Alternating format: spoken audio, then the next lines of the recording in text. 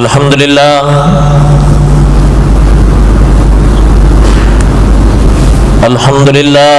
رب العالمین، الصلاة والسلام علی سید الانبیاء والمرسلین،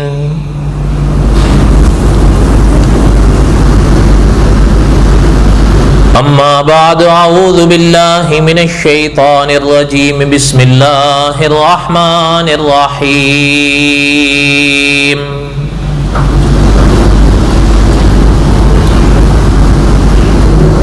الف لام را، تلک آیات الکتاب المبین،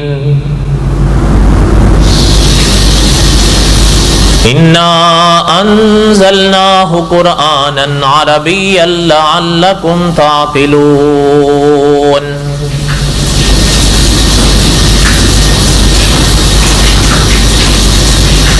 نحن نقص علیک احسن القصص بما اوحینا الیک ھذا القرآن وَإِن كُنْتَ مِن قَبْلِهِ لَمِنَ الْغَافِلِينَ۔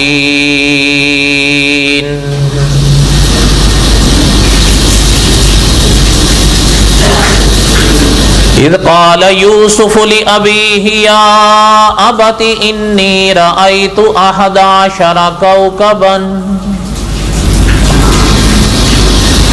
والشمس والقمر رأيتهم لي ساجدين۔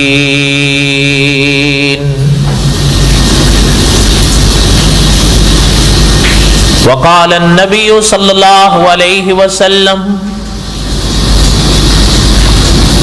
انا آخر الانبیاء وانتم آخر الامم۔ صدق اللہ العظیم وصدق رسوله النبی الکریم، ونحن على ذلك لمن الشاہدین والشاکرین والحمد للہ رب العالمین۔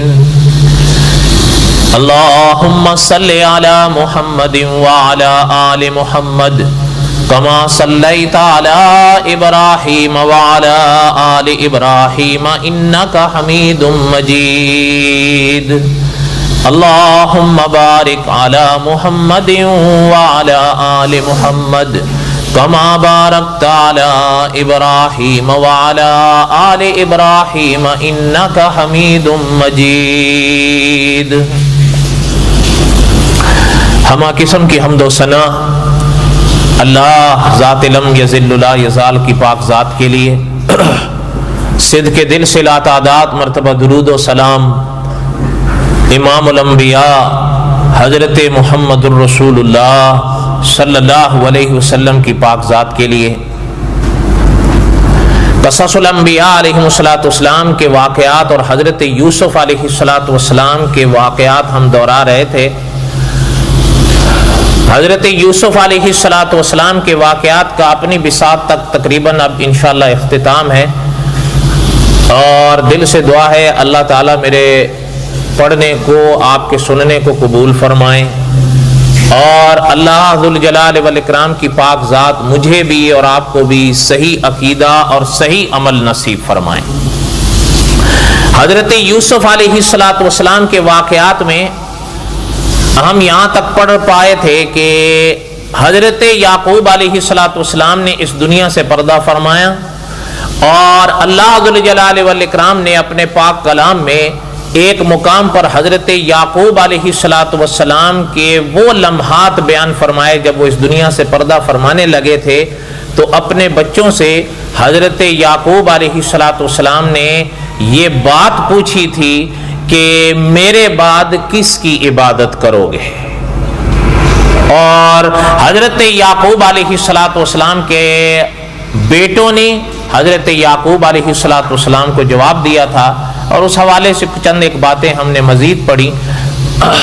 اللہ ذوالجلال والاکرام کے پاک کلام میں آج جو مقام ہم نے پڑھنا ہے وہ اس سے اگلی کڑی ہے۔ اور تقریباً انشاءاللہ یہ آج نہیں تو اللہ کو منظور ہوا تو ایک جمعہ اور پھر اپنی بساط تک حضرت یوسف علیہ السلام کے واقعات ہم دورا چکیں گے انشاءاللہ۔ اللہ ذوالجلال والاکرام نے قرآن پاک میں حضرت یوسف علیہ السلام کے جہاں واقعات بیان فرمائے، آخر میں جہاں حضرت یوسف علیہ السلام کے واقعات کا اختتام فرمایا ہے، وہاں اللہ ذوالجلال والاکرام نے حضرت یوسف کی ایک دعا کو بیان فرمایا۔ رب قد آتیتنی من الملک وعلمتنی من تأویل الاحادیث، یہ وہ پاک دعا ہے حضرت یوسف کی، جس پر علماء مفسرین لکھتے ہیں کہ قرآن پاک میں حضرت یوسف علیہ السلام کے واقعات ختم ہو جاتے ہیں۔ ان کے بعد جو تفاصیل ہیں کچھ نہ کچھ کتابوں میں، وہ علماء مفسرین نے لکھا ہے کہ علماء مفسرین نے کتب متقدمہ سے لیے ہیں اور کچھ روشنی ڈالی ہے، ورنہ قرآن پاک میں اللہ ذوالجلال والاکرام نے حضرت یوسف کے واقعات کا اختتام حضرت یوسف کی اس دعا پر کر لیا کہ حضرت یوسف علیہ السلام اللہ ذوالجلال والاکرام کا شکر ادا کر رہے ہیں کہ میرے اللہ، آپ نے مجھے حکومت دی، آپ نے مجھے تعویل حدیث کا علم بخشا۔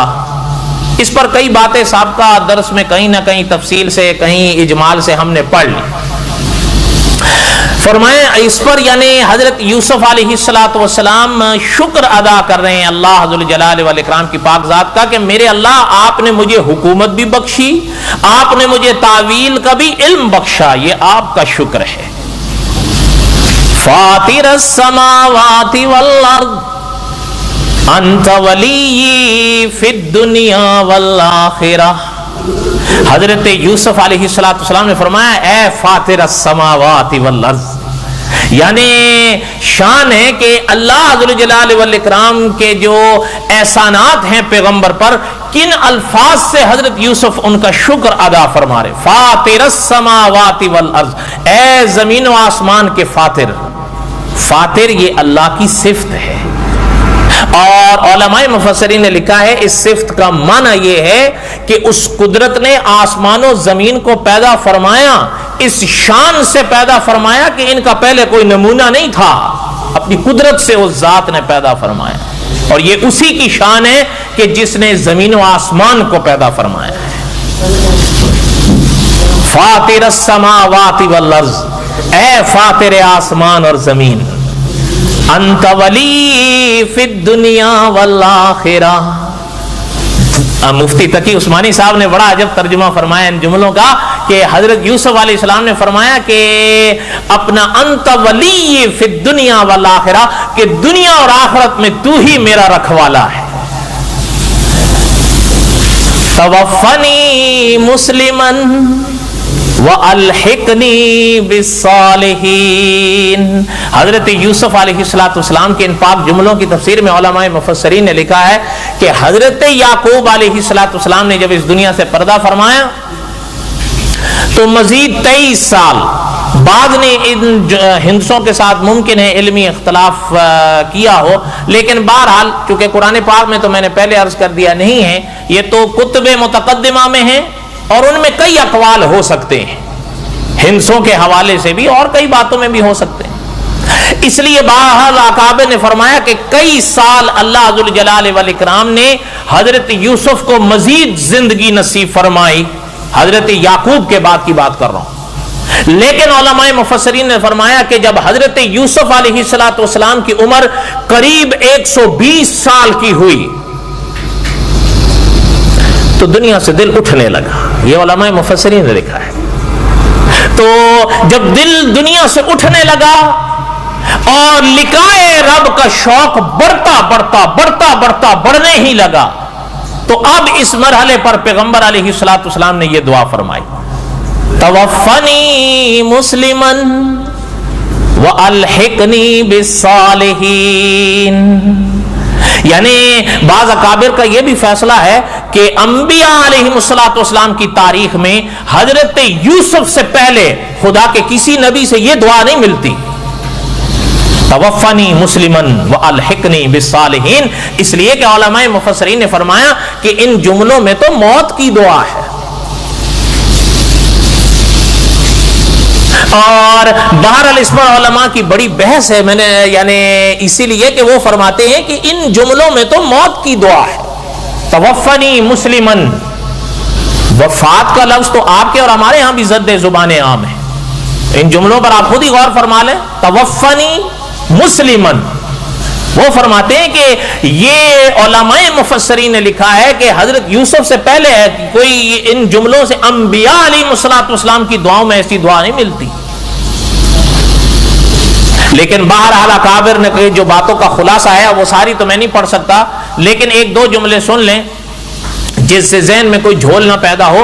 وہ اکابر فرماتے ہیں اصل بات یہ ہے کہ لقائے رب اتنا بڑا کہ حضرت یوسف نے یہ دعا فرمائی، لیکن دوسرے علماء نے فرمایا کہ ذرا توجہ بھی تو دینا، توفنی مسلمن، حضرت یوسف علیہ الصلوۃ والسلام جو دعا فرما رہے ہیں صرف موت کی دعا نہیں فرما رہے ہیں کہ مجھے مسلمان اس دنیا سے اٹھانا، صحیح عقیدے کی دعا مانگ رہے ہیں، یہ تھوڑا فرما رہے ہیں کہ مجھے موت دے دیں۔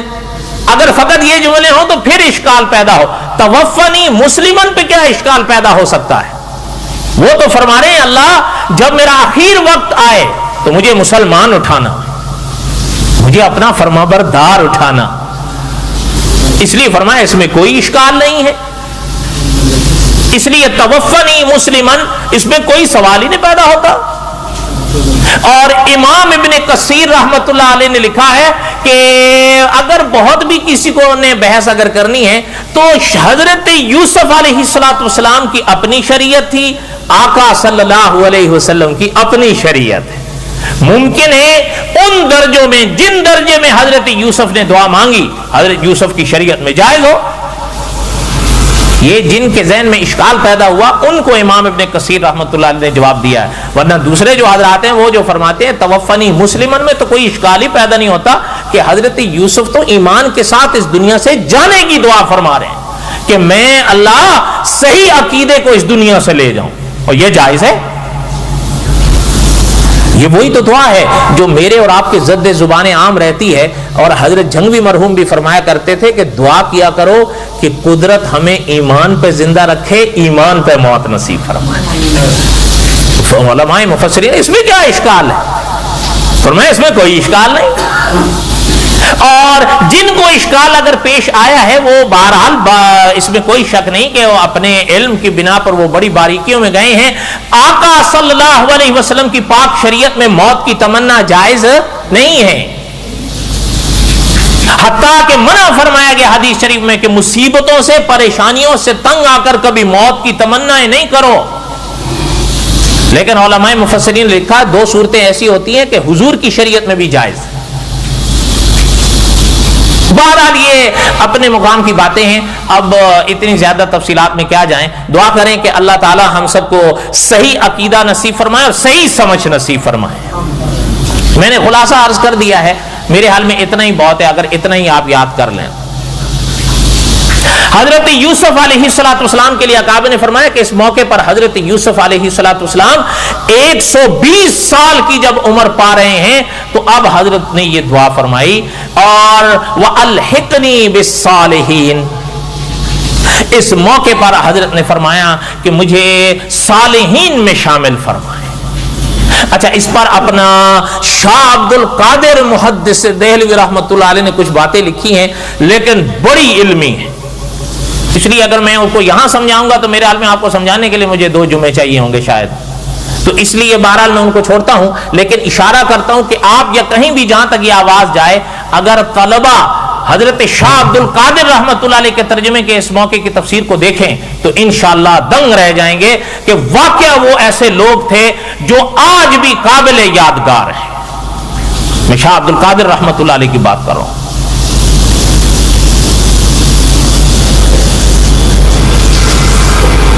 بہرحال حضرت یوسف علیہ السلام، مفتی شفیع صاحب رحمۃ اللہ علیہ نے لکھا ہے کہ حضرت یوسف علیہ السلام کی اس پاک دعا پر قرآن پاک میں حضرت یوسف علیہ السلام کے واقعات پورے ہو جاتے ہیں. ان کے بعد کی جو تفصیلات ہیں وہ کتب متقدمہ سے علماء مفسرین نے لکھی ہیں روشنی کے لیے، تاکہ مزید مضمون پر روشنی پڑ جائے. علماء مفسرین نے لکھا ہے حضرت یوسف علیہ السلام کو قدرت نے 120 سال کی عمر دی.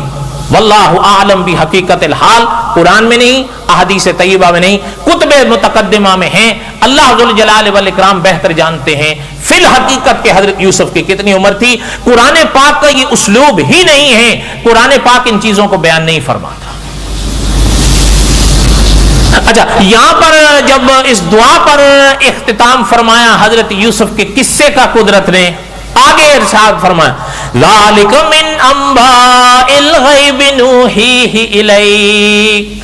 اب آئے نا ہمارے اور آپ کے عقیدوں کی بات. یہاں سے علماء مفسرین نے لکھا ہے کہ ذالک من انباء الغیب نوحیہ الیک. اب یہاں سے جو ہے نا خطاب حضور کو ہو رہا ہے صلی اللہ علیہ وسلم.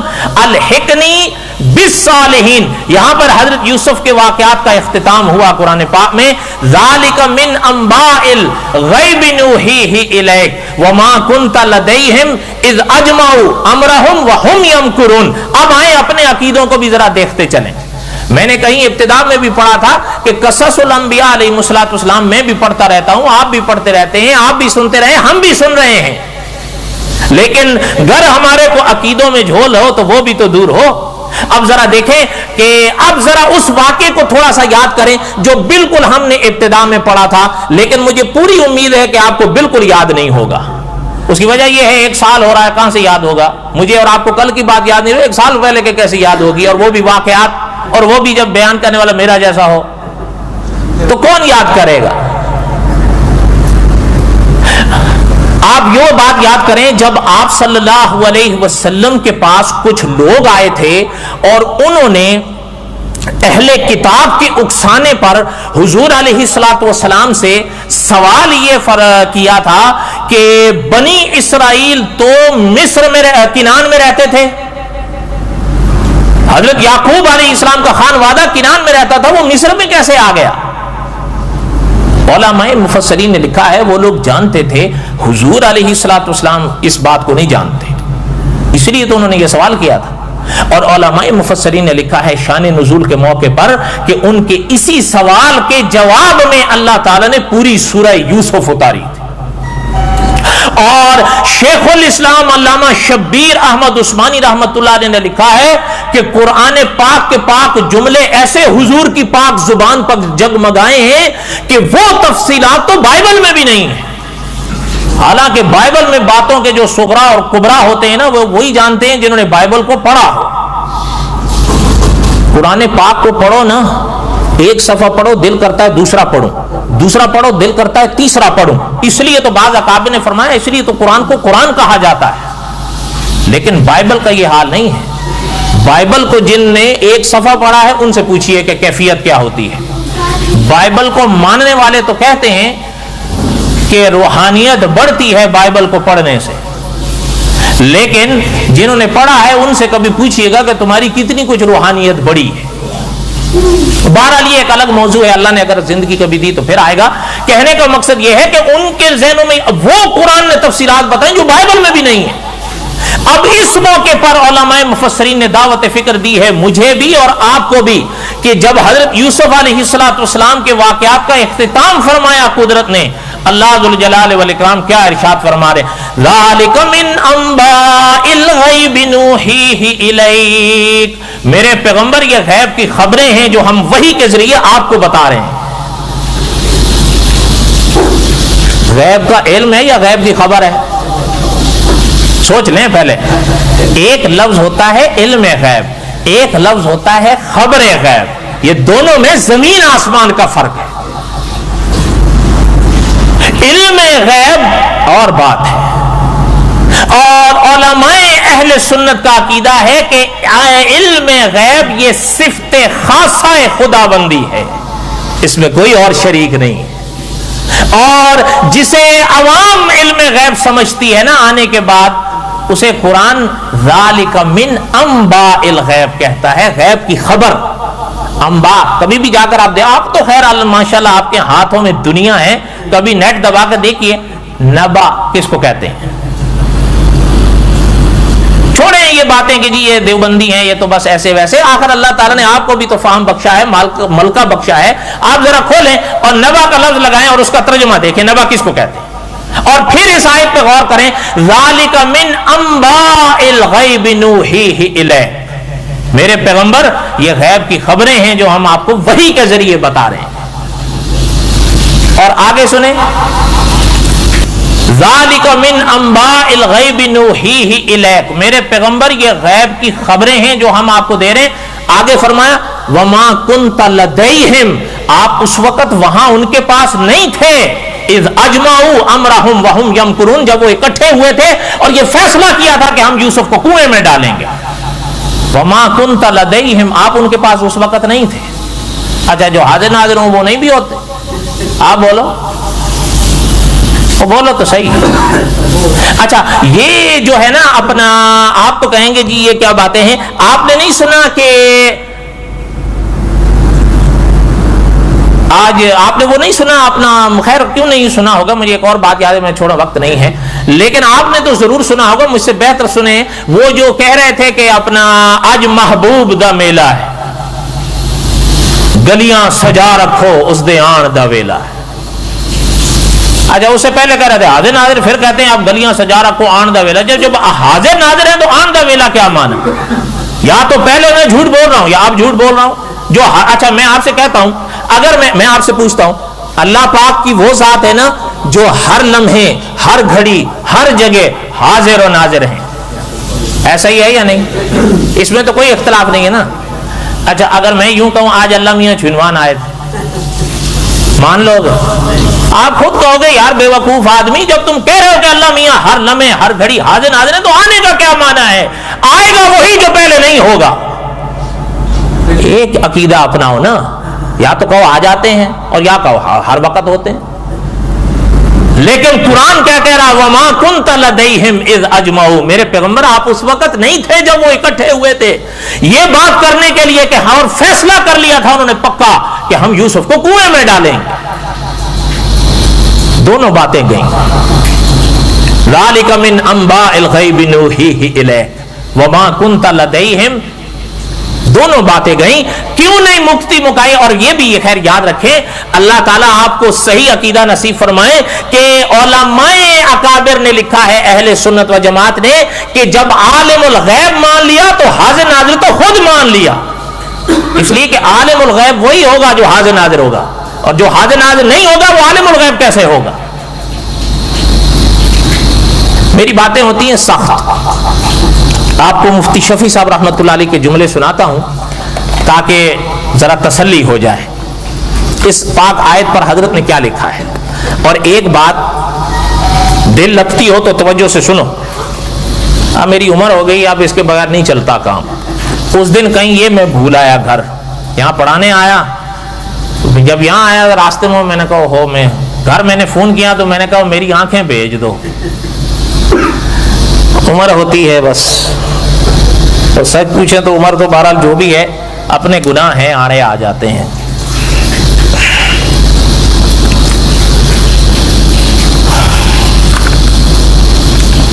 میں آپ کو ایک بات سناتا ہوں. یہ تفسیر ہے, تفسیر معروف القرآن, مفتی شفیع صاحب رحمۃ اللہ علیہ کی لکھی ہوئی. اور یہ میری طرح یا آپ کی طرح کے کوئی صاحب نہیں, یہ اپنے وقت میں وہ عالم گزرے ہیں کہ جو مفتی اعظم ہند و پاک تھے, ہند اور پاک کے سب سے بڑے مفتی, اور جنہوں نے پرچم پاکستان یا قانون پاکستان کی تاریخ پڑھی ہے نا, محمد علی جناح مرحوم کے دور میں, اس میں مفتی شفیع صاحب رحمۃ اللہ علیہ کا نام سر فہرست ہے. جس کا دل چاہے وہ تاریخ اٹھا کر دیکھ لیں. یا اگر مفتی شفیع صاحب رحمہ اللہ کا نام ابھی آپ کو نہ یاد رہا ہو, مفتی تقی عثمانی صاحب کا نام تو یاد ہے نا, جو اس وقت بھی شیخ الاسلام والمسلمین ہیں, جو فی الحقیقت شیخ الاسلام والمسلمین ہیں. ان کے یہ والد اب ذرا سنیں کہ مفتی شفیع صاحب رحمۃ اللہ علیہ نے کیا لکھا ہے اس آیت پر. حضرت نے عنوان قائم فرمایا ہے خبر غیب اور علم غیب. اخبار یہ جمع ہے خبر کی. آپ پڑھتے ہیں نا اخبار, پڑھتے ہو یا نہیں؟ وہ تو ضرور پڑھو گے آپ, اور میں قرآن پڑھے نہ پڑھے اخبار تو ضرور پڑھیں گے. تو اخبار کیا ہوتی ہے؟ خبریں. اخبار غیب اور علم غیب میں فرق. اب سنیں ذرا دھیان دیں. حضرت لکھتے ہیں ذالک من انباء الغیب نوحیہ الیک. وہی آیت ہے جو میں نے ابھی پڑھی ہے. یہ سب کچھ غیب کی خبروں میں سے ہے جو ہم آپ صلی اللہ علیہ وسلم کو وحی کے ذریعے بتلاتے ہیں. سمجھ آ رہی ہے؟ آگے سنیں. حضرت لکھتے ہیں یہی مضمون تقریباً انہی الفاظ کے ساتھ سورہ آل عمران ذالک من انباء الغیب نوحیہ الیک, یہ جملہ سورۃ آل عمران کا ہے. حافظ صاحب بیٹھے ہیں, آگے سنیں. سورہ ہود حضرت نوح علیہ السلام کے واقعات میں تلک من انباء الغیب نوحیہا الیک, یہ سورہ ہود کا جملہ ہے. حضرت لکھتے ہیں ان آیتوں میں سے ایک بات تو یہ معلوم ہوئی کہ حق تعالیٰ اپنے انبیاء علیہ السلام کو بہت سی غیب کی خبروں پر بذریعہ وحی مطلع کر دیتے ہیں, بتا دیتے ہیں, اطلاع دیتے ہیں. ہمارے رسول سید الرسول صلی اللہ علیہ وسلم کو غیب کی خبروں کا خاص حصہ عطا فرمایا ہے جو تمام انبیاء سابقین سے زیادہ ہے. یہ دیوبند کا عقیدہ پڑھ رہا ہوں میں. یہی وجہ ہے کہ آن حضرت صلی اللہ علیہ وسلم نے امت کو قیامت تک ہونے والے بہت سے واقعات کا تفصیل یا اجمال سے پتہ دیا ہے. کتب حدیث میں کتاب الفتن کی تمام حدیثیں اس سے بھری ہوئی ہیں. یہاں تک بات سمجھ میں آئی ہے؟ آگے سنیں. عوام الناس, عوام کون ہے؟ میں اور آپ. عوام الناس میں اور آپ, جنہیں آپ آسان زبان میں کہتے ہیں پبلک, اور ان کی زبان میں کہتے ہیں جناتر. عوام الناس چونکہ علم غیب صرف اسی کو جانتے ہیں کہ کوئی شخص غیب کی خبروں سے کسی طرح واقف ہو جائے, اور یہ وصف رسول کریم صلی اللہ علیہ وسلم میں بدرجہ اتم موجود ہے. اس لیے خیال کرتے ہیں کہ رسول کریم صلی اللہ علیہ وسلم پھر عالم الغیب ہے. مگر قرآن کریم نے صاف لفظوں میں اعلان فرمایا لا یعلم من فی السماوات والارض الغیب الا اللہ, جس سے معلوم ہوتا ہے کہ عالم الغیب سوائے خدا تعالیٰ کے اور کوئی نہیں. آگے سنیں. علم غیب اللہ جل شانہ کی صفت خاصہ ہے. اس میں کسی رسول کسی فرشتے کو شریک سمجھنا ان کو اللہ کے برابر ماننے کے مترادف اور عیسائیوں کا عمل ہے جو رسول کو خدا کا بیٹا اور خدا کا شریک قرار دیتے ہیں.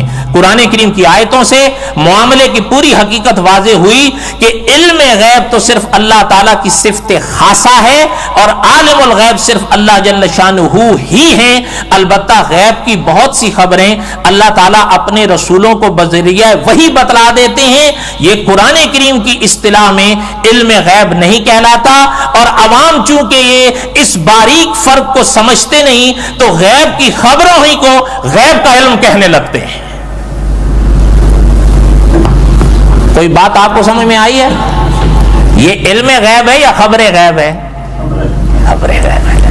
بہرحال اللہ تعالیٰ بس دعا کرتے ہیں اللہ تعالیٰ مجھے بھی اور آپ کو بھی صحیح عقیدہ نصیب فرمائے. اگر آپ اور میں ہم یہ باتیں سمجھ لیں تو پیچھے کیا رہے گا. لیکن میں تو بہرحال اپنوں والوں سے زیادہ آپ پر بھی حیران ہوتا ہوں کہ اللہ تعالیٰ نے اتنا آپ کو ملکہ بخشا ہے. خیر سے آپ 2 کو 4, 4 کو 8, 8 کو 16 اور 16 کو 32 کرنا جانتے ہیں, لیکن انہی مرحلوں پر میں بھی گنگا ہو جاتا ہوں اور آپ بھی خاموش ہو جاتے ہیں. ورنہ اللہ تعالیٰ نے جو ملکہ آپ کو بخشا ہے آپ خالی, بلکہ مدرس حرم تو فرماتے ہیں قدرت سے دعا کر کے تھوڑا سا دھیان دو تو حق نکھرتا جائے گا, باطل مٹتا جائے گا. ہو نہیں سکتا کہ آپ کو بات حضور کی سمجھ نہ آئے. کس کی سمجھ میں آئے؟ صلی اللہ علیہ وسلم. حضور نے تو اپنی شریعت کے بارے میں میدان عرفات میں فرما دیا تھا کہ میری لائی ہوئی شریعت کی راہ, اس کی راہیں راتیں بھی دن کی طرح روشن ہیں. کیوں نہیں سمجھ میں آتی؟ لیکن آپ دیکھیں یعنی لوازمات خداوندی میں سے ہے کہ عالم الغیب وہ ذات ہے, ہر لمحے حاضر و ناظر وہ ذات ہے, مختار کل وہ ذات ہے. مختار کل کس کو کہتے ہیں؟ جو چاہے, جب چاہے, جہاں چاہے, جتنا چاہے, جیسے چاہے, جس کے ساتھ چاہے کر دے. آپ مختار کل کا معنی جا کے پڑھ لیں. اچھا میں آپ سے کہتا ہوں سچ بتانا، جب میں نے یہ تینوں باتیں حضور میں مانی صلی اللہ علیہ وسلم، جب میں نے یہ تینوں باتیں حضور میں مانی اور عیسائیوں نے حضرت عیسیٰ میں مانی، میں مانوں تو میرے توحید میں کوئی فرق نہ آئے، وہ مانے تو وہ پکے مشرک۔ یہ تو وہی بات ہے نا جو کہا گیا تھا کہ کرے غیر گر بت کی پوجا تو کافر، جو ٹھہرائے بیٹا خدا کا تو کافر، جو مانے کواکب میں کرشمے تو کافر، لیکن مومنوں پہ کھلی ہیں یہ سب راہیں۔ ایسا نہیں ہونا چاہیے۔ بات یہ ہے جو صفت خاصہ ہیں وہ رب العالمین کی ہی ہیں، رب العالمین نے نہیں دی ہیں سنیں۔ بہرحال اب میں نے کچھ اشارے اور کچھ تھوڑا سا تفصیل سے عرض کیا ہے، دعا کریں اللہ تعالی ہم سب کے حامی و ناصر ہوں۔ اور جو بات آخری میں عرض کروں کہ اللہ نے فرمایا میرے پیغمبر آپ اس وقت وہاں نہیں تھے۔ اچھا، اور آپ حیران ہوں گے اللہ ذوالجلال والاکرام نے آگے ارشاد فرمایا وما اکثر الناس ولو حرصت بمؤمنین۔ آپ اس آیت کا جا کر معنی دیکھیے، اللہ نے فرمایا میرے پیغمبر ان میں سے اکثر ایمان نہیں لائیں گے، آپ کا دل جتنا چاہے نہیں لائیں۔ آپ جا کے دیکھ لینا وَلَوْ حَرَسْتَ بِمُؤْمِنِينَ، حرستہ کا لفظ آپ کو نہ سمجھ میں آئے تو ایک لفظ اپنے ذہنوں کے قریب لے آؤ، حریص۔ حریص کس کو کہتے ہیں؟ وہ مجھ سے بہتر آپ جانتے ہیں، وہی لفظ تو یہاں آ رہے ہیں وَلَوْ حَرَسْتَ بِمُؤْمِنِينَ، میرے پیغمبر ان میں سے اکثر ایمان نہیں لائیں گے۔ مفتی تقی عثمانی صاحب نے لکھا ہے یہ اشارہ ہے قدرت کا کہ یہ جن لوگوں نے آپ سے یوسف علیہ السلام یا قوم بنی اسرائیل کے بارے میں سوال کیے تھے، ان میں سے یہ سارے تفصیلات جاننے کے باوجود اور ماننے کے باوجود کہ یہ وہی ہے جس کے ذریعے ہم نے آپ کو بتایا، پھر بھی وہ نہیں مانیں گے۔ کیوں نہیں مانیں گے؟ ان کا مقصد ضد تھا، آپ کو لاجواب کرنا تھا، کوئی ایمان لانا تھوڑا تھا، اس لیے آپ جتنا مرضی چاہیں وہ ایمان نہیں لائیں گے۔ اچھا جب ایمان نہیں لائیں گے حضور جتنا چاہیں تو پھر مختار کل ہو گئے؟ بولو، یہی تو وہ بات ہے جو حضرت نعمانی رحمۃ اللہ نے لکھا ہے کہ یار لوگ تنگ آئے ہیں تو لکھ گئے ہیں کہ نہیں حضور عالم الغیب اور حاضر ناظر اور مختار کل روضہ پاک میں جانے کے بعد ہوئے ہیں۔ کیوں؟ یہ ساری آیتیں آڑے آتی ہیں۔ ہاں یہ اگلی بات ہے کہ علامہ خالد مامو صاحب نے مطالعہ بریلویت میں لکھا ہے کہ پھر ہمیں یہ حق ہے کہ ہم یہ سوال کریں کہ حضور تو روزے میں چلے گئے اور پھر یہ باتیں اور یہ عقیدے حضور کے روزے کے جانے کے بعد ہمیں کون بتا گیا؟ نہیں سمجھ آئی؟ اللہ کریں آپ کو سمجھ میں آ جائے، ورنہ بات تو وہی کہ خرد نے کہہ بھی دیا لا الہ تو کیا حاصل۔ اللہ تعالیٰ بہرحال رحم فرمائیں، اپنے عقیدوں کا خیال رکھو۔ یہ دنیا گزر جائے گی، پراٹھا کھا کے بھی گزر جائے گی، روکھی سوکھی بھی کھا کے گزر جائے گی۔ آپ اکابر کی عبارات قرآن پاک اور حدیث پڑھ کے دیکھیں، سب سے پہلے جو شے میزان پہ تلے گی وہ عقیدہ ہوگا، یعنی جس کے بارے میں سب سے پہلے سوال ہوگا، پرکھ ہوگی، وہ عقیدہ ہوگا۔ عقیدہ ہوگا تو میزان میں کوئی عمل بھی تلے گا، ورنہ تو۔ اور سب سے بڑے افسوس کی بات ہے ہم سب سے زیادہ ڈھیلے عقیدے میں، سب سے زیادہ۔ نماز تو میں بھی پڑھ لوں گا، آپ بھی پڑھ لیں گے، تسبیح بھی پھرول لیں گے، بہت کچھ کر لیں گے، لیکن حقیقت یہ ہے جہاں بات عقیدے کی آتی ہے نہ میں محنت کرتا ہوں نہ آپ کرتا ہوں، معاف کیا جائے مجھے۔ لیکن اللہ کی شان ہے، جب اسی سورہ یوسف کے آگے سورہ اپنا آیت نمبر 108 میں اللہ نے ارشاد فرمایا قُلْ هَٰذِهِ سَبِيلِي، اللہ نے اپنے پیغمبر کو فرمایا میرے پیغمبر اب ان سے کہہ دیں، اب ان دنیا والوں سے کہہ دیں قُلْ هَٰذِهِ سَبِيلِي، یہی میرا راستہ ہے۔ کون سا راستہ؟ علماء مفسرین نے لکھا ہے توحید کا راستہ۔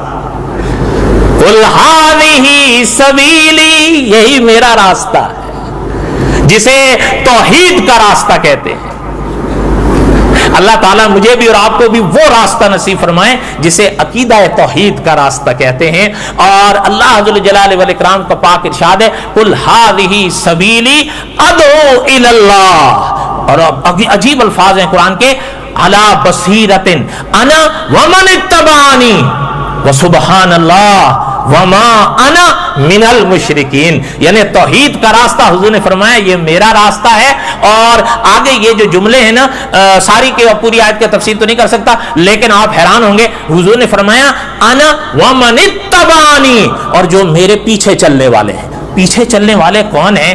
اس میں اور کوئی ہے یا نہیں؟ علماء مفسرین نے لکھا ہے صحابہ ضرور ہیں.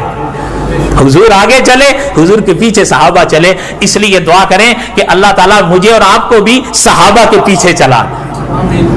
آج تو فتنے ہیں نا، کئی عقیدوں پر ضربے ہیں، کوئی صحابہ کے خلاف بول رہا ہے. لیکن میں ایک آخری بات سنا کر بس کروں کہ اپنا آپ کو یاد ہوں گے اپنا امام اہل سنت مولانا عبد الشکور لکھنوی رحمت اللہ علیہ، یہ ایک عظیم شخصیت گزری ہیں.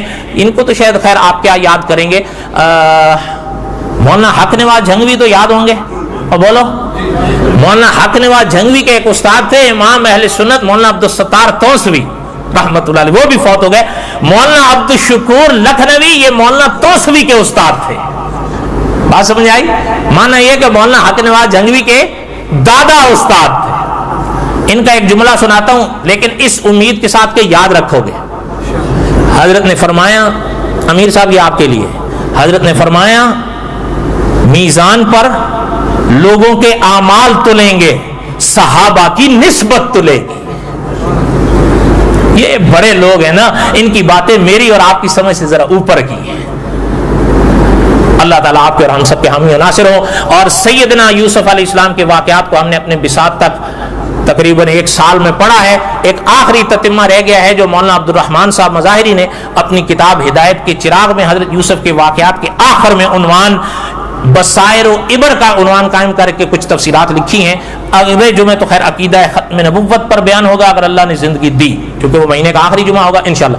کے بعد ہم یہ تتمہ پڑھ کر سیدنا یوسف علیہ السلام کے واقعات کو اپنی بساط تک اختتام کریں گے. وما علینا الا البلاغ المبین. سنتیں پڑھ اور آگے آ جائیں.